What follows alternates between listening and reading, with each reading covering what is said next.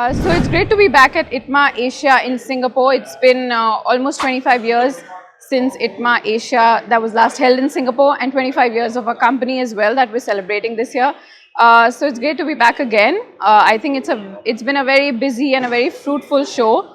The footfall's been great. I think day 3 seems to be more exciting. We've had customers from all across Asia, and not only that, surprisingly customers from Europe and the North Americas as well.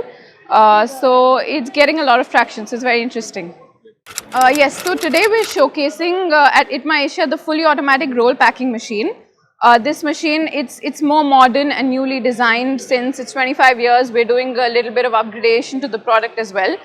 The machine displayed here can pack any kinds of fabrics that you manufacture, ranging from knits to denims to carpets to non-wovens. It can be customized to the needs of the customer, and this one can pack to up to about 80 rolls in 1 hour as well. So it's for very high production capacities. This response has been great. I think displaying a machine is one of the key aspects of participating at shows, and we've been running the machines and showing it to the customers, and it's been very exciting for a lot of new customers also who are entering the textile industry in this region.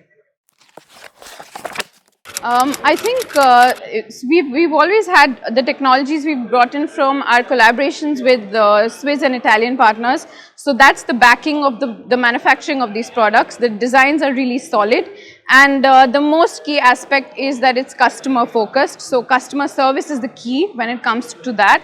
Our machines are extremely modular. For the simplest of machines, you know, we don't even have to send our engineers for installations. It's a plug-in, plug-out kind of a system. So customer service is most key, and that's what we focus on.